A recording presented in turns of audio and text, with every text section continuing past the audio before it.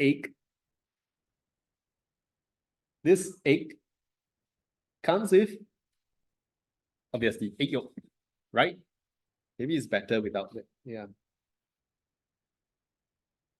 Egg and egg yolk. Now, the whole egg yolk and the white is society. Okay?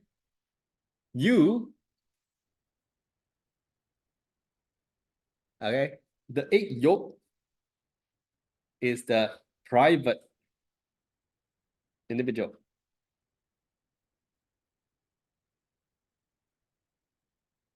Okay? Private individual, private, and society. Then you have the egg white, which is external parties. External parties. Okay? Some very external ones. Okay? Okay, so you have a private individual, and you have external parties. External, external, external, external, and they make up the whole egg. Are you okay? A very simple depiction. In this classroom, myself, I'm the private individual, right? I'm the egg yolk. And everyone else external to me, which means all of you. Okay? We make up the class, which is the whole egg. This analogy, okay? Probably good, that part was the hardest one. This is the easiest one. Okay? This is just egg and the components. So what am I trying to say here? Okay? Social benefits are always private benefits plus external benefits. Society is the private individual plus external parties. The whole egg is the egg yolk and the egg white.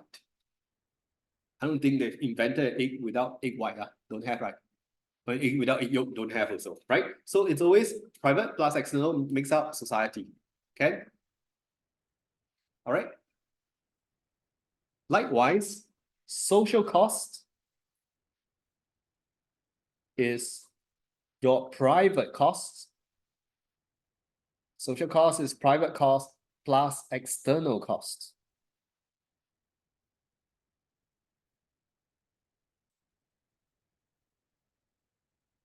Okay.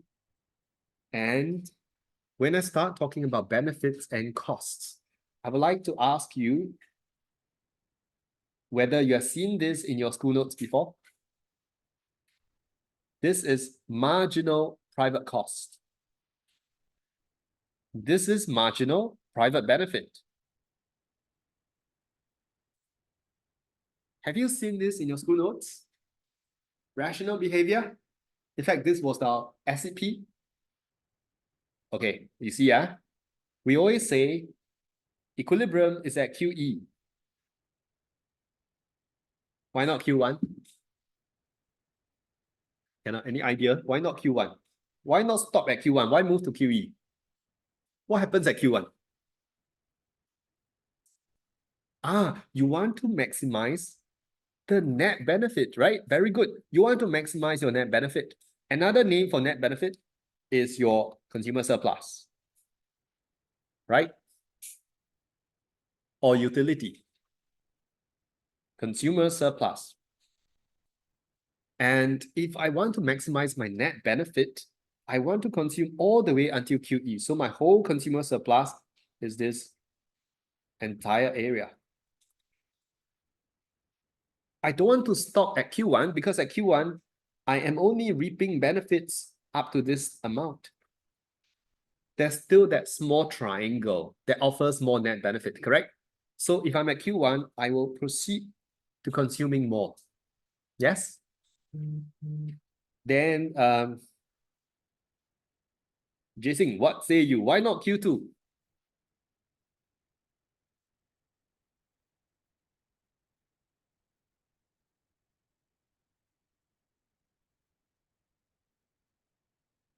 Very good. Because if you move away from QE, you realize the additional cost is higher than additional benefit, which means that this triangle here is a net loss, right?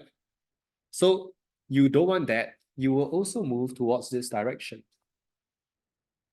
which is why equilibrium, the free market equilibrium, is always at QE, where you have maximized the welfare of consumers or even producers. Okay. One of you asked, what's the difference between deadweight loss and social cost? Okay.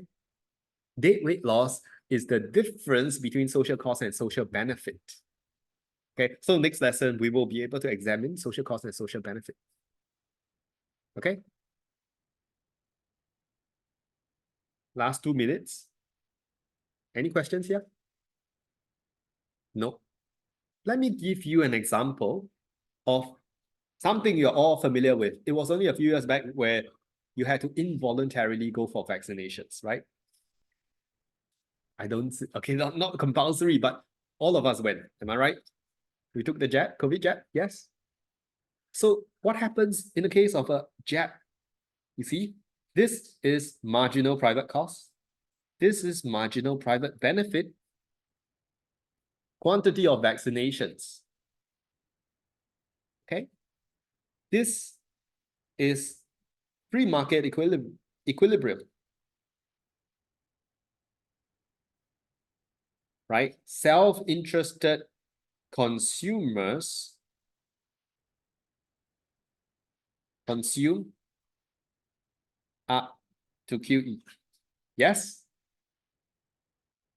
But in the case of vaccinations,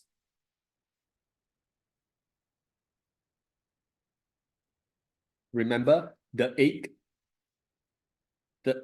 yolk, the egg white. In the case of vaccinations, MEB is greater than 0. What am I saying here? I am saying if you undergo the jab,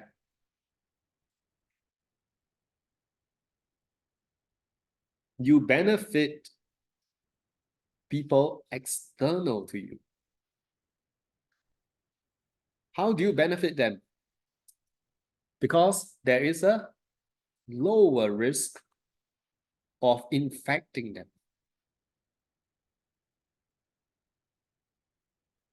Do you agree? If you go for a vaccine shot, okay, people around you feel they are safer because you're vaccinated. You don't really carry the COVID virus. You can't really pass it on to them. Okay.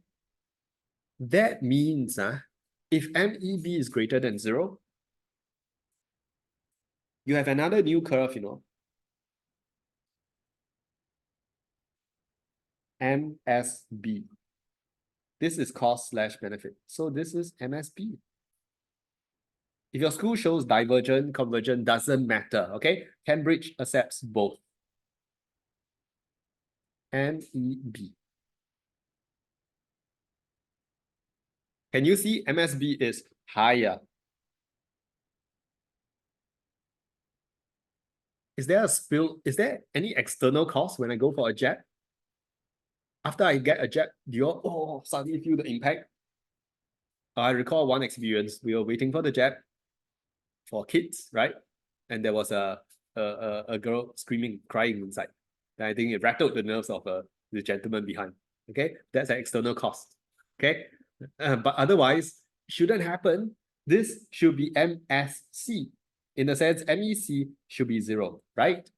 You don't really impose a cost on other people when you get a jab. You will spread benefits, but you don't impose a cost. Are you okay with this?